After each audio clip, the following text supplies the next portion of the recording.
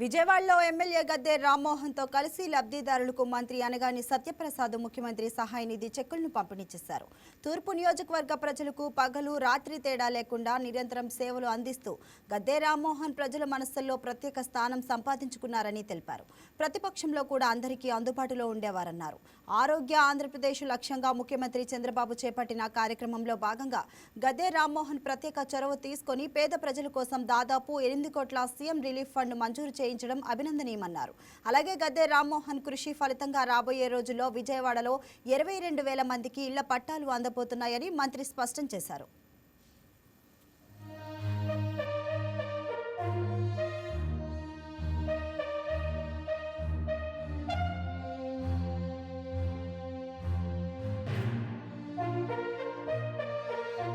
మరి ముఖ్యంగా గద్దె రామ్మోహన్ గారు ఈ ప్రాంత ప్రజలకు ఎనలేని సేవ చేసుకుంటూ రాత్రి బోళ్ళు కష్టపడుతూ ఎక్కడ ఎవరికి ఇబ్బంది పడిన అప్పుడు చెప్పారు జాస్తి గారు, అలా కార్పొరేటర్ గారు చెప్పారు ఉమ్మినేని గారు. 20 సంవత్సరాల నుంచి ఇక్కడ ఎవరికి పేదవాడికి ఏ తోపుడు బండి కావాలన్నా, టిఫిన్ సెంటర్ పెట్టుకోవాలి, ఇడ్లీ బండి కావాలన్నా ఏంటంటే ఈ రాష్ట్రంలో మాలాంటి రాజకీయ నాయకులు ఎంతో మందికి మార్గదర్శకంగా ఉన్నటువంటి గొప్ప వ్యక్తి గద్దె రామ్మోహన్ గారు.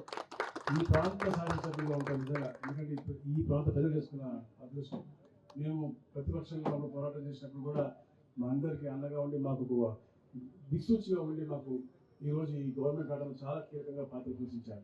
మరి ముఖ్యంగా ఇక్కడ ఏదైతే ఆరోగ్య ఆంధ్రప్రదేశ్ చేయాలని చెప్పేసి గౌరవ ముఖ్యమంత్రి గారు కోరుకుంటాం, దాంట్లో చొరవ చూపించి ఈ ప్రాంతంలో ఉన్న ప్రతి ఒక్క పేదవాడికి సీఎం రిలీఫ్ ఫండ్ లో 8 కోట్ల రూపాయలు ఇప్పుడు దాకా 2 సంవత్సరాలుగా పూర్తి కాలే, ఎప్పటికే 8 కోట్లు నిజంగా అభినందనదాయకం. ఇదే కాకుండా ఇంకా ఎలాంటి సమస్య ఉన్నా కూడా తప్పకుండా వారు స్పందించి గౌరవ ముఖ్యమంత్రి దృష్టికి తీసుకెళ్ళి ఇప్పుడు నాకు దారిలో వస్తూ ఉంటే కూడా చెప్తాను. ఇప్పుడు పొద్దున్నే చిన్నపిల్లల కార్యక్రమం చేసిన దారిలో వస్తూ ఉంటే కూడా ఇక్కడ ఉన్న రెవెన్యూ సమస్యలన్నీ కూడా తెలియజేశారు. మొన్న ముఖ్యమంత్రి గారితో కూడా ఒక మీటింగ్ పెట్టుకొని ఈ పట్టణంలో ఉన్నటువంటి కొన్ని అన్అబ్జెక్షనబుల్ ల్యాండ్స్ అయితే ఇమీడియట్ గా జీవో 30 ప్రకారంగా ఇచ్చేయమని చెప్పి గౌరవ ముఖ్యమంత్రి గారు ఆల్రెడీ పాస్ చేశారు, చెప్పారు మాకు ఓవరాల్ గా.